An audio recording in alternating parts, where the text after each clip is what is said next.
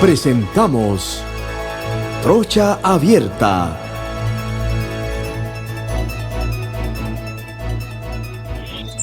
Bienvenidos a todos los que me están sintonizando a través de la gran cadena exitosa a nivel nacional.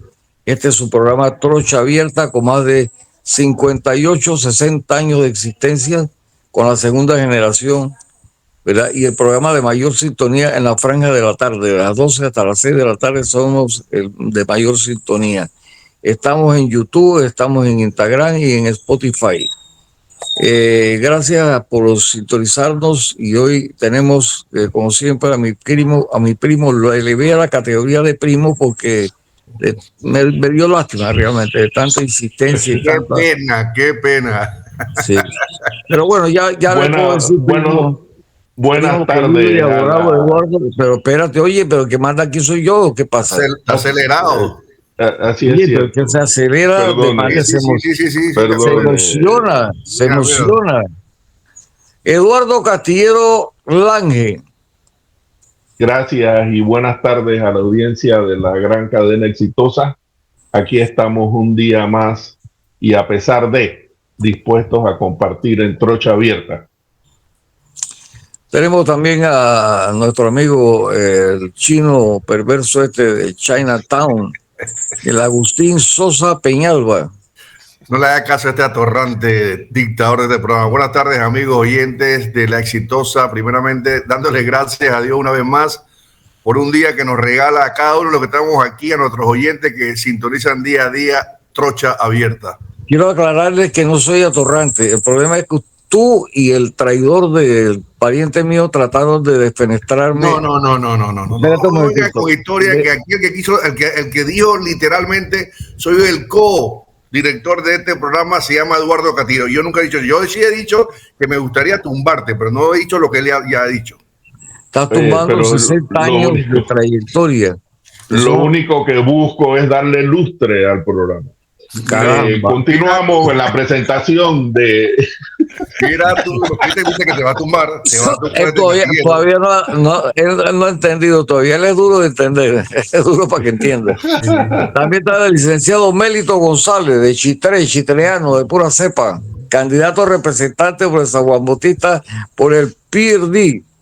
Gracias por esa presentación. Y con el permiso del director, el subdirector y el asistente técnico, le doy el saludo al doctor Julio Linares. Y también mandado saludos a Digibolo, que es el controlador del programa. Digibolo. Oye, antes de iniciar, queremos presentar lógicamente al invitado de hoy, con mucha satisfacción de tener aquí al doctor Julio Linares. Por primera vez en el programa, y espero que no sea la última, espero que haya otras oportunidades para conversar, ¿no? Julio, buenos días. Buenos días, gracias por invitarme y por esta simpática introducción. Estamos aquí para hacer patria, como siempre en Trocha Abierta. Muchas gracias. Pero que te quede claro que esto no es un programa abierto y democrático, esto es una dictadura con cariño. Total. Que viene de la sangre Castillero, por cierto. No, porque el problema es que la sangre Castillero hay un grupo significativo, mayoritario, que es impuro. Caramba. Nosotros hay de todo. Sí, te paga con bono de esperanza, te paga con bono de esperanza. Sí, como Cristiano Adame. Bueno, y entonces hoy antes de comenzar el programa quería felicitar al director médico del Hospital El Vigía, el doctor Abelino Escobar, una gran persona. No lo conozco, para que sepan, no lo conozco, pero una persona con mucha sensibilidad. Es que ayer la madre de un gran amigo de nosotros, que lo sentimos como familia, sufrió un derrame porque fue internada ahí, y el hijo vino aquí a la casa preocupadísimo, buscando información, que a veces los médicos, tú sabes que es son como dioses del Olimpo, ¿no? Pierden ese sentido humano. Y cuando le hablan a los familiares, pues le hablan a lo mejor en términos médicos que ellos no entienden. Entonces vino acá para que lo ayudara, a ver si podía conseguir información. Pero bueno, llamé al doctor que lo está atendiendo, que es el Damaso Díaz, creo que Damaso Díaz, que es un médico internista, creo que es ahí en el hospital El Vigía. Y déjame decirte que me quedé sorprendido. Este tipo no tiene maneras de trato con nadie, es una exquisitez increíble, una atorrancia increíble, que tendré que reunirme y conocer de paso al doctor Escobar, Avelino Escobar, para conversar estos detalles, porque no puede ser de ninguna manera una información. Creo que no se le niega a una persona llegada y que debe conocerme sobre todo, y que hablé que venía de parte del doctor Avelino. Él no entiende lo que es la preocupación familiar, él no entiende nada, absolutamente. Me salió con una exquisitez que, déjame decirte, imperdonable. Pero bueno, ya nos ocuparemos de él y averiguaremos un poco más su trayectoria dentro del hospital, para que estas cosas no sigan ocurriendo. Así que, bueno, Julio, hay muchas cosas de las cuales podemos tratar hoy, pero me interesa iniciar con el tema político. La democracia, a la que nosotros le llamamos la democracia, es un sistema, pero esa democracia puede ser deteriorada o puede ser exitosa en la medida que los hombres que conduzcan la nación actúen correctamente. Y la democracia en toda nuestra América ha sido, no América, en el mundo ha sido dañada, herida mortalmente, porque los hombres y mujeres que se han encargado de la cosa pública no han hecho otra cosa que acabarla con intención y premeditación. Yo quisiera que tú nos dieras más o menos un pantallazo de cómo es la situación en este momento del país, específicamente del gobierno, ¿eh? Gracias, interesantísimo el planteamiento. Escucho personas de mayor edad decir, por ejemplo, que nos estamos acercando a lo que había cerca del 11 de octubre de 1968. Y si nosotros, los que no éramos muy mayores, pero hemos podido leer algo sobre el particular, sí, nos damos cuenta que la patria a lo largo de los tiempos sufre un deterioro, al punto que surgen lo que algunos llaman revoluciones. Ahora bien, y no es que quiero echar tantos años para atrás, pero quiero dar una muy breve explicación. Yo no siento, por ejemplo, que lo que se da el 11 de octubre de 1968 es una revolución. ¿Por qué? Porque la degradación política continuó con otros actores. Esos otros actores, ¿quiénes fueron? Los militares.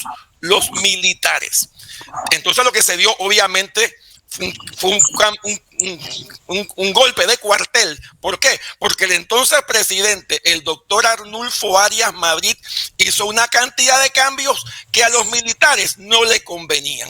Así que tenemos que empezar con esa aclaración, porque definitivamente esa degradación que venía de antes del 1968, que continúa después de 1968 y que entonces muchos panameños pensamos que con la reimplementación de la democracia a raíz de la maléfica y nefasta invasión del 20 de diciembre de 1989, que esta degradación iba a detenerse para hacer un reboche y continuar por otro camino. Sencillamente esa degradación ha continuado. ¿Y por qué ha continuado? En primer lugar, tenemos que ser realistas en el sentido que lamentablemente somos seres humanos y la naturaleza humana es imperfecta. Y en la medida que los panameños continuemos en estos momentos votando por las personas que no son las más idóneas para ocupar la cosa pública, esta degradación va a seguir su curso. Y esa degradación, lamentablemente, en este gobierno en específico, que hace un mes aproximadamente en un programa de opinión, lo catalogué como el peor gobierno que hemos tenido en democracia, eso va a continuar si los panameños no entendemos que tenemos que echar a un lado los pequeños intereses. ¿Cuáles son esos pequeños intereses y momentáneos intereses? Las dávidas que se dan, que si y el concepto de esas dávidas tiene un nombre que se utiliza mucho hoy, el clientelismo político. Y sin la necesidad de extenderme, porque somos muchos en el panel, quiero concluir este segmento diciendo que efectivamente el sistema, y podemos entrar en detalles a lo largo del programa, el sistema que ha venido evolucionando a partir de 1989 ha creado un concepto que lamentablemente fortalece el clientelismo político, que es lo que está en este momento poniendo a la política en un momento muy, muy, muy delicado. Así que por ahora lo dejo aquí, porque yo creo que es un tema que podemos ampliar entre todos, y es muy interesante el planteamiento. Julio, escuchado tu planteamiento, que está bien sincronizado y tiene un tema que es cíclico, por lo que puedo entender lo que tú has hablado. Primeramente, tú eres el invitado especial del programa, los otros somos parte del staff, somos empleados del dictador, para que sepas, así que no te preocupes, tú eres el invitado especial.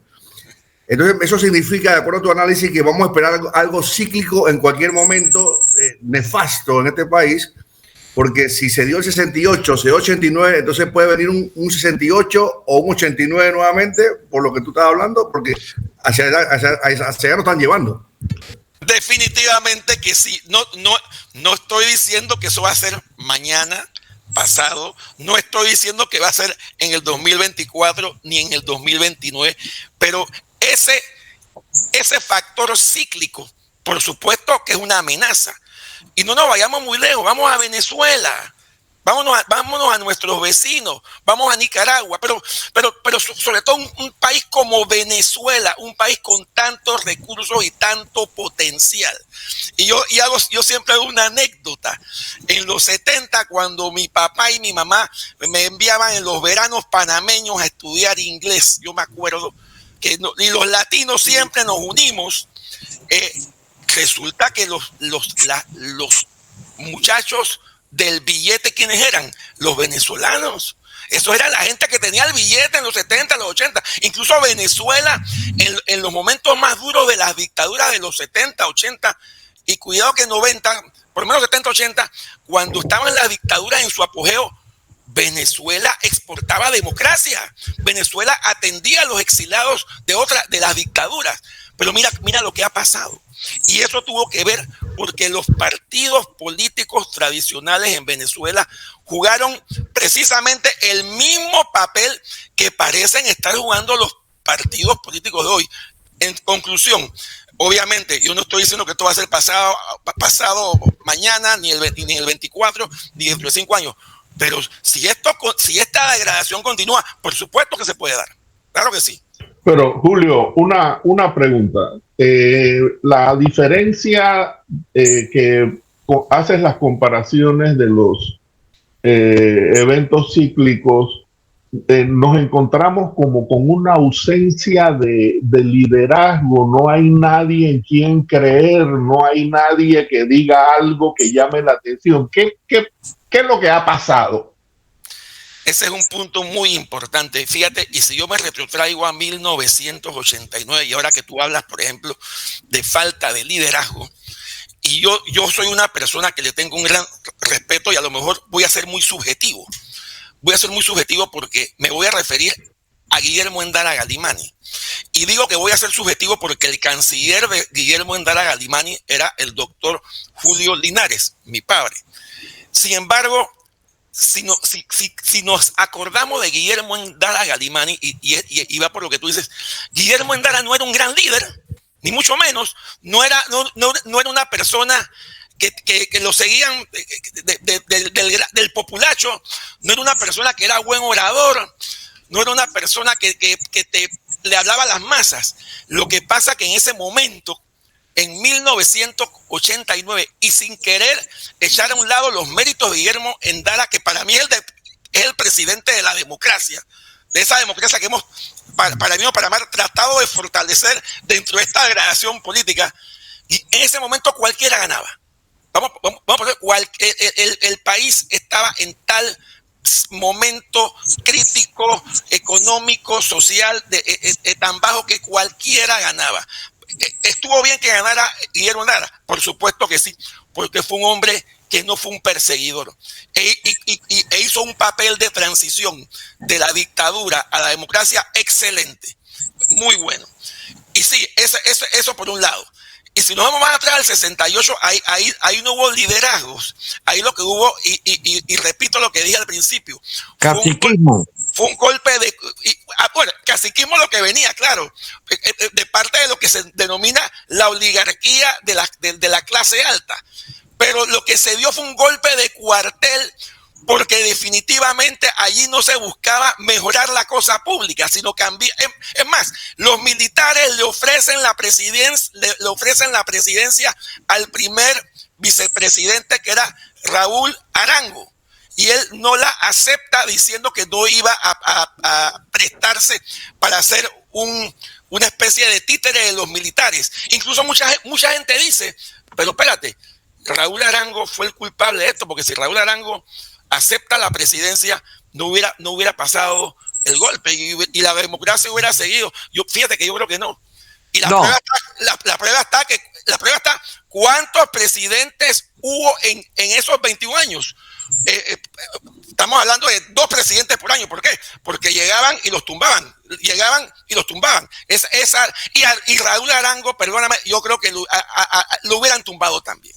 O sea, él hubiera jugado el papel indigno de ser el primer presidente de la dictadura. Y tuvo la entereza de decir, no voy a aceptar la presidencia, sencillamente porque lo que hubo aquí fue un golpe de cuartel. No sé si eso contesta tu pregunta, porque yo sé que hay otras aristas en ese sentido. Sí, yo lo que quiero, perdóname, Eduardo, voy a hablar yo. Yo lo que quiero es que sencillamente me digas cuál es la visión que tú tienes, sobre todo ahora con el ungido Gaby Carrizo, que están haciendo un parto con forceps, y realmente yo no sé qué está pasando, qué están esperando ellos. O sea, tú nada más tienes que salir a la calle y darte cuenta que no tiene la menor simpatía, hace cosas ridículas como el comerse ¿cómo se llama? Era un duro que en su vida se ha comido uno, pero ni siquiera de vaso. Y era de Kool-Aid, espérate, era rojo, oye, pero espérate, cállate la boca, que estoy hablando yo, oye, por favor. Estoy aportando a lo que estás hablando. No tienes que aportar nada, porque el que está hablando soy yo. Te das cuenta que es un dictador, no deja que uno hable. Oye, ahora yo puedo hilar una idea junto con la tuya. Oye, pero es que no me ha dejado hablar. ¿Todavía no has hablado? Estoy preguntándole a Julio Linares, ¿verdad? Tirar besitos así con la mano al aire, o sea, cosas ridículas que no tienen sentido. Decir que él es valiente porque él no es corrupto, o sea, si una de las cosas que más está palpitando en la comunidad es precisamente que él es uno de los más corruptos.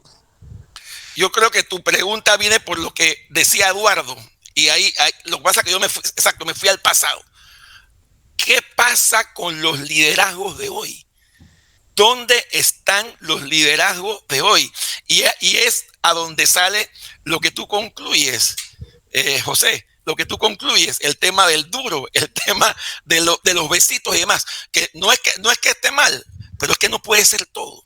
Y ahí lo que estamos viendo, en mi opinión, es un vacío completo y total de ideas, un vacío de argumentos. Incluso considero que el vicepresidente de la República tiene un problema de conflicto hasta de interés. ¿Por qué?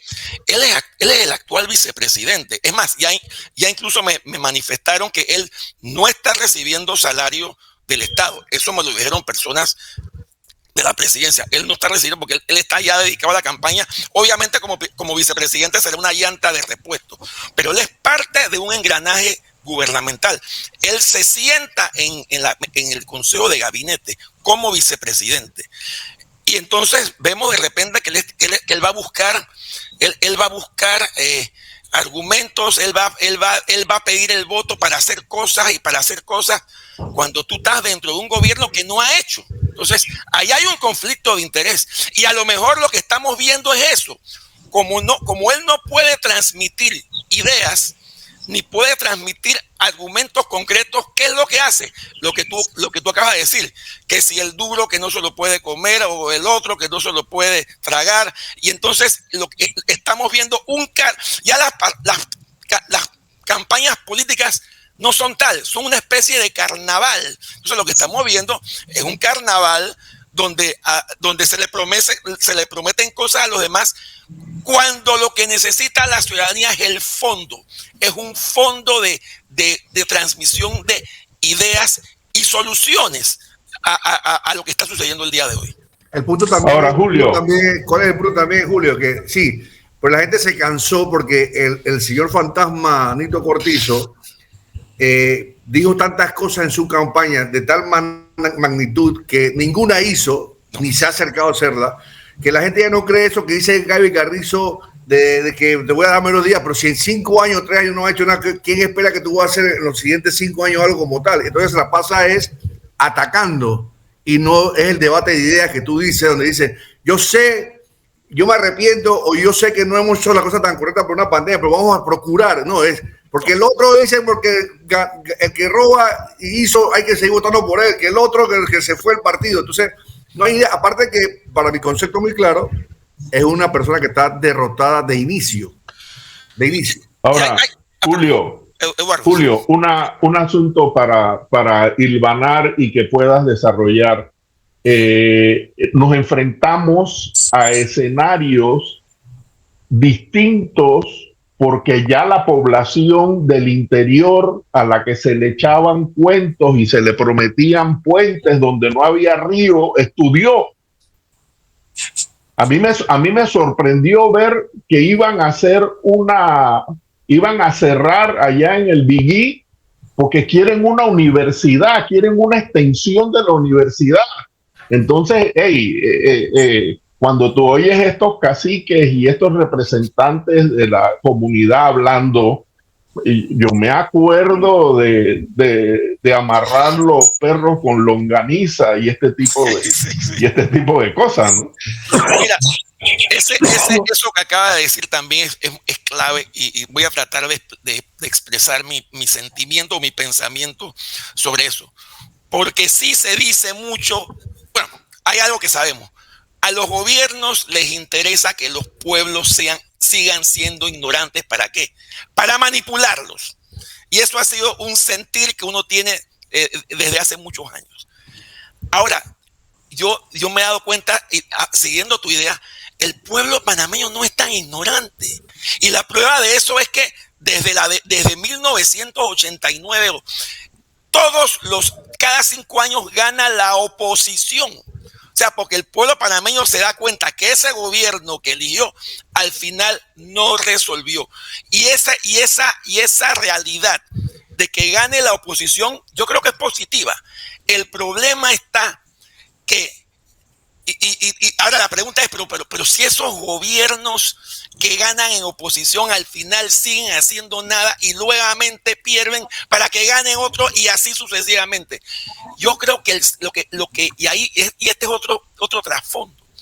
Pareciera que lo que está sucediendo es que el sistema político que incluye el sistema electoral no nos está permitiendo a los panameños tener tantas opciones o tener buenas opciones, sino que al final son las mismas opciones, y esas mismas opciones se han convertido en una especie de círculo vicioso de que, a pesar de que el panameño inteligentemente está votando por la oposición para buscar algo mejor, esa oposición no le cumple.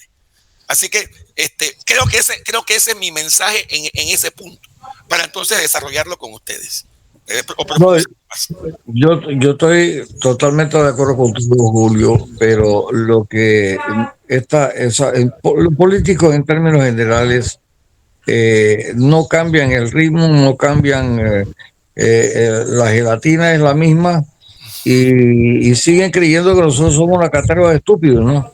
Porque ¿qué puede ofrecer Gaby Carrizo después de haberse pasado 5 años hablando de pandemia que todos nos imaginamos, aunque no tengamos las pruebas, nos imaginamos qué significó este evento para el gobierno y para Gaby y para los otros? O sea, en todos los países del mundo hubo pandemia y ponían el caso de El Salvador. Hubo pandemia, tienen más habitantes que nosotros, pero según tengo entendido, la deuda de ellos está, pero bajísima comparada con la de Panamá. Entonces, el cuento ese de pandemia se lo tragan ellos y ellos creen que la gente entiende que el no resolver el problema de la comida, etcétera, etcétera, de la falta de medicina, etcétera, es por la pandemia, por la incapacidad de estos ineptos que llegaron al gobierno con otra intención, no llegaron para gobernar, llegaron para otra cosa que todo el mundo sabe. Te vino la luz, yo te lo dije hace mucho tiempo, desde que inició el gobierno, ¿te acuerdas? Te lo dije, esto no viene con un plan de gobierno pro país, esto viene a otra cosa, y que hemos mostrado, lo que pasa es que la pandemia le cayó al anillo al dedo en sus planes. Eso es sencillo. Pandemia mundial, pandemia hubo en todo el mundo y todos los países se han levantado o se están levantando. Y es más, el vicepresidente creo que tiene otro problema y un problema tangible y real. Al vicepresidente se le dio una responsabilidad directa con el tema de medicamentos. Él habló que aquí pronto no hay medicamentos y eso no es cierto.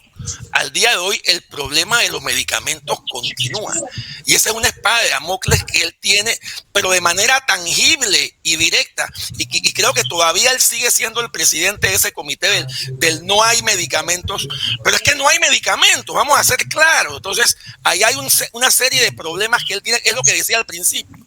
Él todavía es funcionario público, aunque no esté recibiendo salario. Él es vicepresidente, está en el engranaje gubernamental. Así que para él es muy difícil explicar temas de fondo. No lo va a poder hacer. Y yo creo que esto va a continuar por lo menos aquí a las primarias. Ya después verá que inventa, pero es cierto. Él tiene un problema serio de credibilidad, de confianza, e incluso voy a poner también otro tema que me llamó la atención, no sé si ustedes se dieron cuenta. Él tuvo una manifestación interesante, no me acuerdo a dónde fue, creo que fue en Bocas del Toro, donde se decía que habían 20,000 personas. No sé si habían 20,000 personas y de repente alguien tomó una foto de arriba y ahí no habían 20,000 personas, habrían 5,000 o algo así, porque tomaron, es dependiendo de dónde tú tomas la foto. O sea, todo está creado, todo está manipulado para llevar a una persona a donde lo quiere poner la cúpula de un partido. Melito, ¿quiere preguntar algo, Melito? Micrófono apagado. Sí, ahora sí. Digo, varias cositas, ¿no? Pero como el tema ahorita es Gaby Carrizo, para acotar de que no solamente fue el tema de Bocas del Toro. Ellos acá, cuando lo hicieron en el Hotel Panamá, creo que fue en el Vasco Núñez, al día siguiente el vocero, señor Pineda, el diputado Pineda, dijo que habían también 10,000 personas o 20,000 personas afuera. Una cosa que es evidentemente falsa, porque lo primero que hubiesen hecho los medios es recoger esa gran cantidad de personas alrededor del Hotel Panamá, porque 10,000 personas alrededor del Hotel Panamá es 10,000 personas. O sea, están mintiendo descaradamente, ¿no? Eso es por ese tema. Están mintiendo porque es evidente, yo lo he reiterado aquí y lo he dicho ya como 4 veces. O sea, no solamente el parto es con forceps, esta es una fecundación in vitro hecha por 3-4 gamonales del PRD, ¿no? Y la verdad que este experimento tipo ya prácticamente por los niveles que está tomando tipo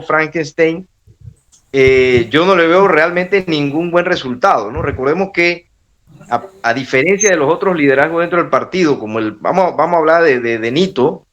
Nito le tomó 25 o 30 años llegar a por lo menos tener aspiración y poder ser, como hoy, no importa cómo llegó, pero presidente, ¿no? Él empezó siendo PRD Light, es decir, Solidaridad, fue 2 veces legislador, fue aliado de Martín Torrijos en la Asamblea, fue segundo vicepresidente en la primera vuelta de Martín Torrijos que perdió, después se vino al PRD y empezó a correr. Una vuelta no le fue bien, sacó el 5%, después intentó correr de nuevo, se retiró y finalmente, o sea, son 25 años de un trabajo hecho.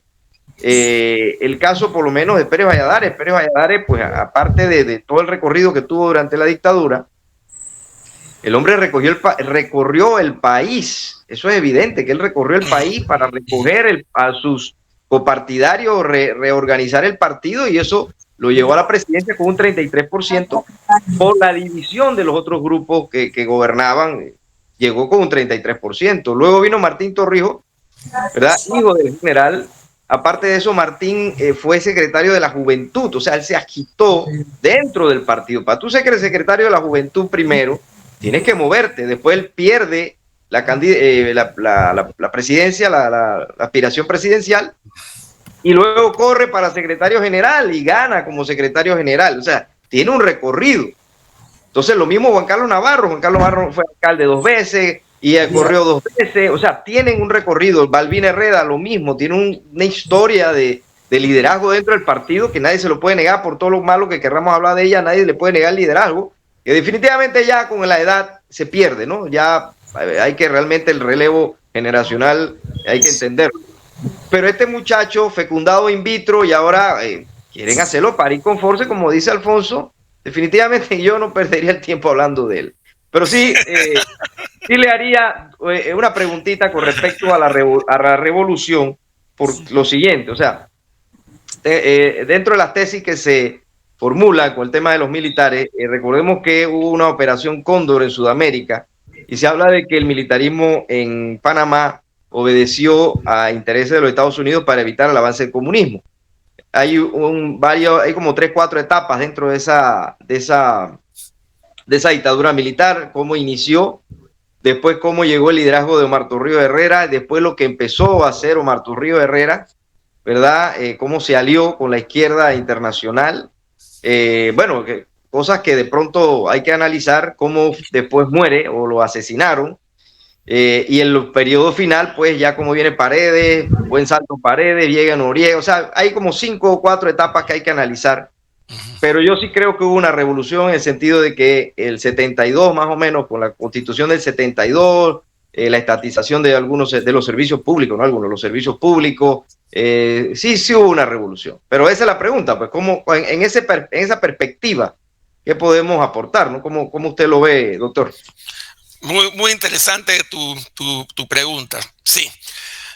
Yo creo que lo que sucede es que hay un aforismo que dice que la mejor democracia o la peor democracia es mejor que la mejor dictadura.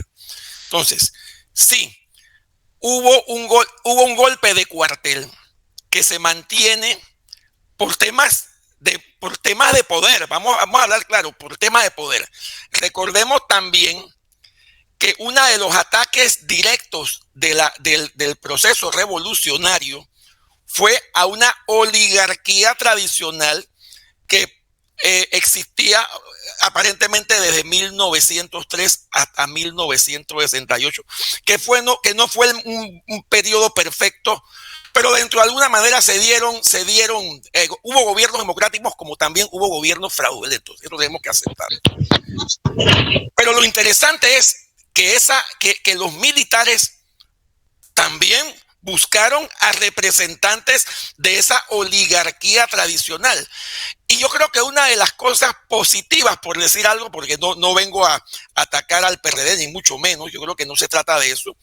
Una de las cosas positivas que tuvo el general Omar Torrijos, con todo y que fue un dictador, con todo y que en su gobierno hubo desaparecidos, hubo exilados, hubo muertes. el general Torrijos tuvo la capacidad de encontrar un apoyo internacional que todavía no lo entendemos, porque él tuvo la posibilidad, siendo dictador, porque él nunca ocupó la presidencia democráticamente, él tuvo digamos que la posibilidad, en base a su manejo, de tener un apoyo internacional que jamás un dictador ha tenido. Los dictadores son vistos de otra manera y eso hay que verlo. Y es por eso que él asume la bandera nacionalista del canal y se llega al 7 de septiembre de 1977 con la firma de los tratados Torrijos-Cartes. Ahora bien, tengamos algo, porque mucha gente, no mucha gente, algunos miembros del PRD prácticamente dicen que eso fue un triunfo de él. No. Esa lucha es de generaciones y esa lucha inicia en el mismo 1904 cuando se firma el oprobioso tratado Jaibuno-Varila. Hay toda una base y un fundamento histórico que sí, Omar Torrijos, desde un gobierno militar y con todas las cosas negativas que conlleva y que son inadmisibles y que no se pueden justificar y que son injustificables, sí, él levanta esa bandera y logra algo que unía, ese es un tema que unía a todos los panameños. Hombre, que hubo temas, que fue una revolución, mira, no sé, y sin querer entrar en la profundidad política o jurídica. Por ejemplo, yo no puedo concebir que en un país revolucionario haya existido un artículo 277 donde le daba poderes absolutos a una persona. Eso es algo que no se vio nunca, por lo menos en el siglo XX y en el XXI menos. O sea, darle poderes absolutos a un individuo a nivel constitucional, para mí, eso no es revolución. Eso es absolutismo. Pero por eso está el tema de los pesos y contrapesos, de lo positivo y lo negativo. No podemos negar que Omar Torrijos, al igual que Belisario Porras, al igual que Arnulfo Arias, que ojo, tanto Belisario Porras como Arnulfo Arias en momentos dados llegaron a la presidencia con votos. Omar Torrijos nunca fue elegido con votos. Eso tenemos que tenerlo claro también. Él tuvo el poder bajo la coyuntura de tener las Fuerzas Armadas de su lado. No le estoy quitando los méritos en el tema del canal, pero eso también hay que poner todo en perspectiva y las realidades como se dieron. Así que ese es mi comentario al amigo Mélito.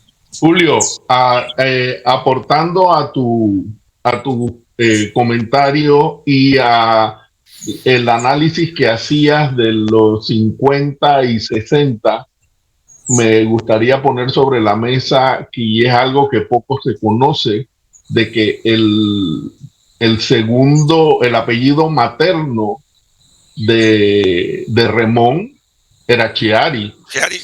Primo hermano de Roberto F. Chiari. No, primo hermano. Entonces esto indica que ahí se tuvo en la trastienda así es. Soplando el fogón, que fue mucho más cómodo que dar la cara cuando llega el momento de hacerlo, como lo hizo Torrijos. Roberto Francisco Chiari Remón pierde las elecciones en una elección muy pareja con su primo hermano, con el coronel José Antonio Remón Cantera. Eso es totalmente cierto. Eso es así. Uno pertenecía al Partido Liberal, la coalición liberal, y otro era la coalición patriótica nacional, que crecía en ese momento y que después lleva la presidencia Ernesto de la Guardia. Es un tema muy interesante, pero sería para otro programa hablar la parte histórica. Claro que sí.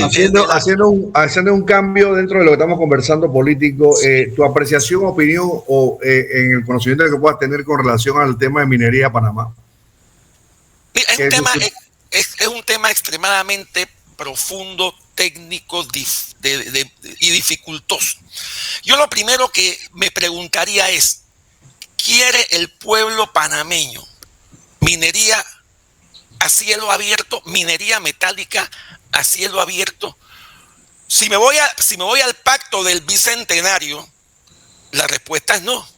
porque ahí en ese documento, que para mí es un documento de gaveta, eso no lo han tomado en cuenta ni lo van a tomar en cuenta. Para mí las buenas personas que trabajaron ese documento perdieron su tiempo, pero ahí está porque era como una especie de apertura para decir que aquí se hizo algo. Bueno, el documento está, y ese documento se refiere a que los panameños prefieren una moratoria de minería metálica a cielo abierto, porque Panamá es un país extremadamente pequeño geográficamente. Panamá no es Chile, donde además que es enorme, tiene extensiones desérticas y donde se hace la minería. Panamá es un país pequeño y verde, el verdor. Cuando tú ves las tomas que hacen de la minera, eso parece una llaga en el medio de la piel. Entonces, empezando por ahí, la moratoria es algo que pareciera que es a lo que se inclina el panameño. Ahora bien, tengamos cuidado. Para bien o para mal, cuando estamos hablando de moratoria hoy, tenemos que referirnos al mapa afuera de la minera. ¿Por qué? Porque lastimosamente ya ahí hay una inversión de ¿cuánto? De 10.000 millones, hay 7.000 trabajos directos, 40.000 trabajos, empleos indirectos, hay 2.000 2.000 empresas que dependen de eso. Y no olvidemos algo, porque la gente se le olvida lo que pasó en el gobierno anterior. El gobierno anterior, antes de la inconstitucionalidad decretada por la Corte, había renovado el contrato con las mismas condiciones que en 1997. No olvidemos eso. Para mí eso fue una estafa, pero bueno, eso cambió. ¿Por qué? Porque en el año 2017 la Corte declara inconstitucional el contrato. O sea, una de las cosas que yo sí critico, entre otras, es que si en el contrato estamos aceptando y recibiendo, por ejemplo, 395 millones entre diciembre del 2021 y diciembre de 2022. ¿Por qué diciembre del 2021? Porque ese mes se publica el fallo en Gaceta Oficial. Si eso se da, está muy bien. Pero entonces, ¿qué pasó con el dinero que debemos recibir del 2017? Que es cuando se decreta la inconstitucionalidad del fallo a diciembre del 2021. Son 4 años.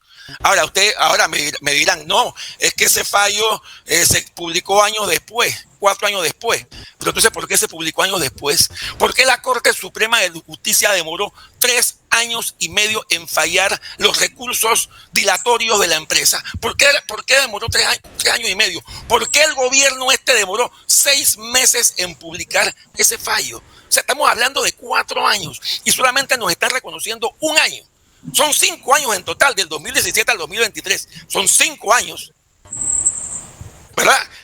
Y nos están pagando 1. Entonces, ahí hay algo, ahí me preocupa.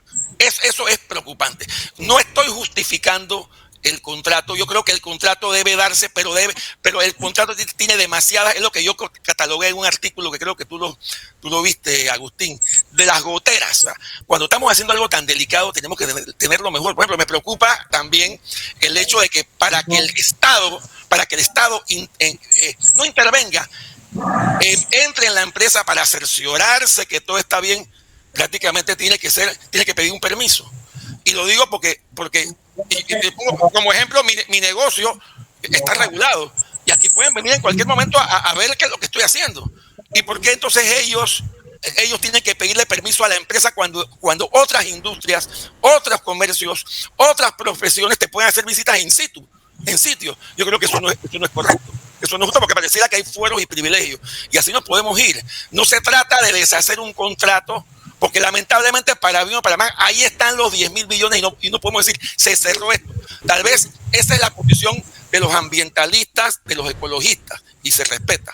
Pero yo soy de la opinión que sí, debemos mejorar el contrato y que la moratoria sea afuera.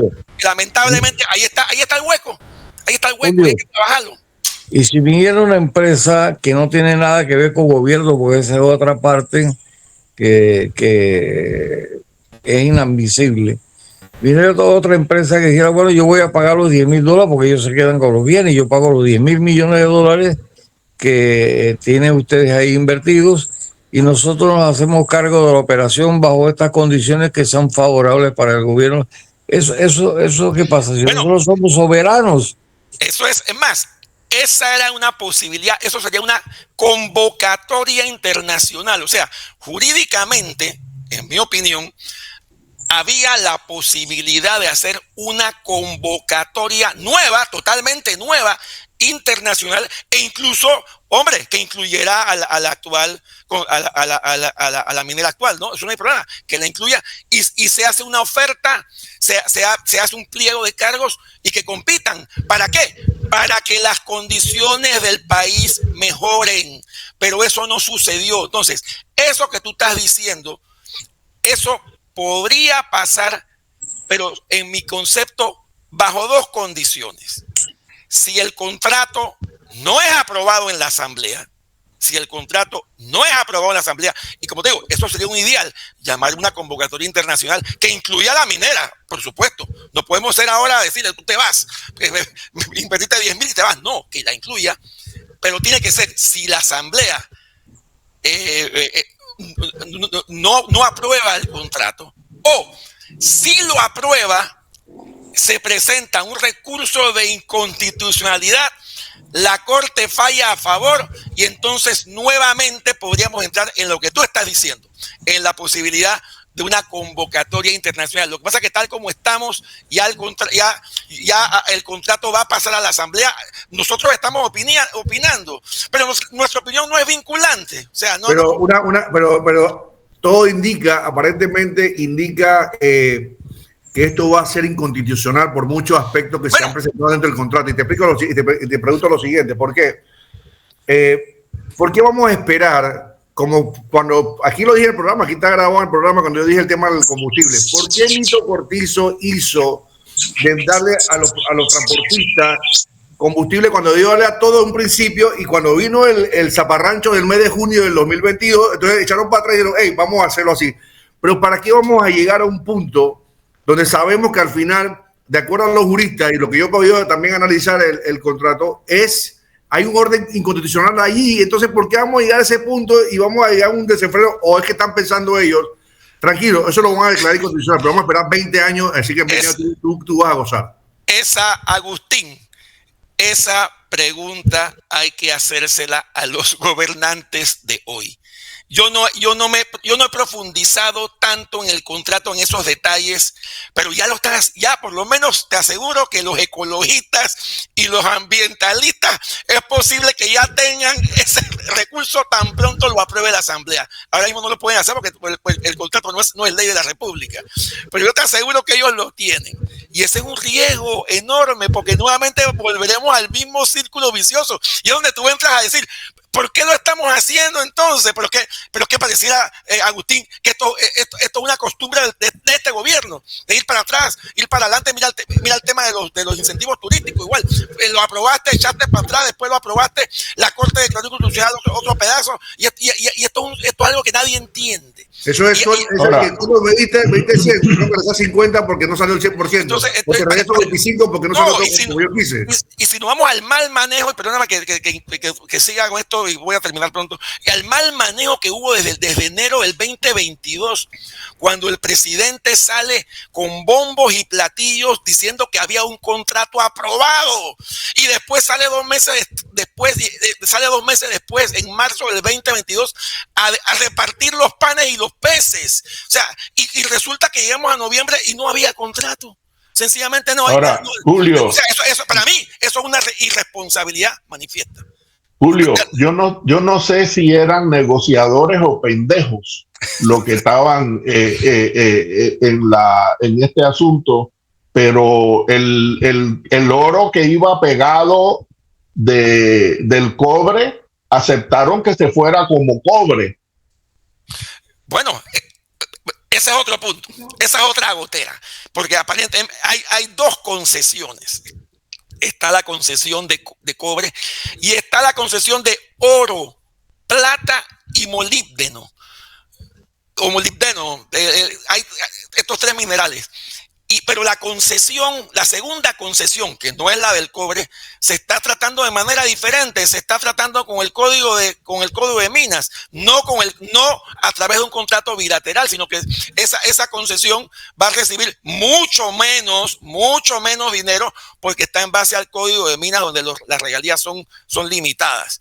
Y hay otra cosa que no sabemos, y quién nos dice que de repente no habrá más cobre, plata y molibdeno, oro, plata y molibdeno que cobre. Y aquí es cierto, estoy haciendo una hipótesis, estoy elucubrando, a lo mejor eso no es así, pero y si es así, ¿quién verifica eso? Solamente seis personas, según el contrato, creo que 6 funcionarios cada cierto tiempo, 24/7, tiene que haber hasta un límite de 6 funcionarios del Estado vigilando eso. Entonces la otra pregunta, ¿son 6 personas al mismo tiempo vigilando esa mina suficientes? Yo te digo la verdad, yo no soy idóneo para responder, porque no soy técnico de minas ni nada de eso, pero la mayoría de las personas que saben dicen eso es muy poco. Ahora, ¿cabe alguna responsabilidad penal ahí si en caso tal encontremos de forma legal, ya establecida por la Corte, que eso se hizo ilegalmente, lo que están haciendo espacio aéreo, marítimo y todo este tipo de cosas? Te voy a expropiar terrenos si yo veo que me conviene. ¿Cabe alguna condición penal con los actores que firmaron o el gobierno actual que salga y comienzan a llamarlos? Ok, no he estudiado ese. Primero, no soy penalista. No, he ejercido muy poco el derecho penal. Primero. Segundo, no me he puesto a verificar profundamente eso. Pero perdóname, todo es posible. Por supuesto que sí, todo es posible. Habría que verificar la manera como se llevó a cabo la negociación, la firma en su momento cuando se dé. Todo es posible. Yo no te lo puedo asegurar, porque tendría que meterme ya a profundizar y a estudiar el contrato de fondo. Pero sí. ¿Cómo sería entonces? Ponte que hay, porque honestamente lo que veo en el contrato es que hacia Panamá esto es la ley del embudo. O sea, la empresa está cogiendo lo grueso y el Panamá está dando un chorrito.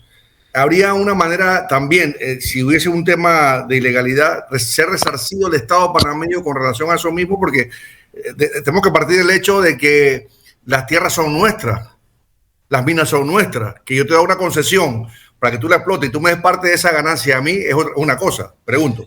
Esto es un tema muy complicado, porque así como nosotros podríamos ver eso que acaba de decir, de la posibilidad de que en base a este contrato bueno, vamos por parte. Si el contrato se acepta, la Asamblea la acepta, y eso es ley de la República, yo veo ahí muy difícil, por no decir imposible, Agustín, que algún tercero, no que no lo pueda hacer, sino que presente una denuncia de daños y perjuicios por tener un contrato que es aceptado por ley de la República, y esa denuncia tenga efectos positivos. Eso lo dudo mucho, porque ya el contrato va a existir, ya el contrato va a estar basado en una ley. Eso sería en tal caso si la Asamblea lo niega y se va a otra, y se va a la famosa concesión, la posible concesión internacional que les hablé, y entonces en base al mal manejo que hubo en el contrato anterior, se puede investigar si hubo negligencia, si hubo culpa, si hubo dolo. Yo no creo que ha habido dolo aquí. En tal caso ha habido culpa, pero no creo que ha habido dolo. Yo voy a creer en la buena fe de nuestros funcionarios, no independientemente que sea de un gobierno, de un mal gobierno, pero yo voy a darle ese beneficio a la duda. Yo creo que ha habido buena fe. Ha sido un tema muy complejo, pero no lo han hecho bien. No lo han hecho bien, y lo demuestra la cantidad de comentarios negativos que hay de la ciudadanía luego de la publicación del contrato.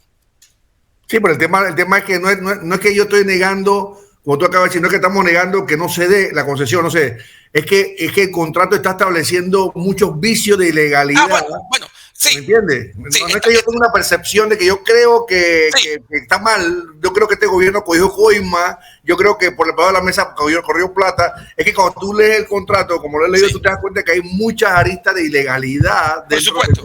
Mira, voy a ponerte una nada más. El tema del espacio aéreo, donde el contrato dice, una de sus cláusulas, que cuando lo solicite la empresa, el Estado podrá eliminar e impedir que hayan vuelos en el espacio aéreo sobre la mina. que es muy extensa, hasta 3.000 metros, que ahí no puede andar nadie, no puede volar nadie, no se puede hacer nada. Ahí hay un posible vicio de inconstitucionalidad, creo que es el artículo 3º, segundo párrafo, que señala que el territorio nacional no se puede otorgar a terceros. Bueno, lo que pasa es que ese artículo, no lo tengo a mano, ese artículo habla de que no se puede entregar a estados. Hombre, la concesión no es necesariamente a un estado, pero recordemos que hay otra cosa interesante. 2 de los accionistas de esa minera son estados, 2 o 3, creo que son 2 o 3, son estados, creo que son Singapur. 3. Singapur, China y Canadá. Y Canadá, creo que hay otros, y Canadá, exacto. Entonces, esas son aristas.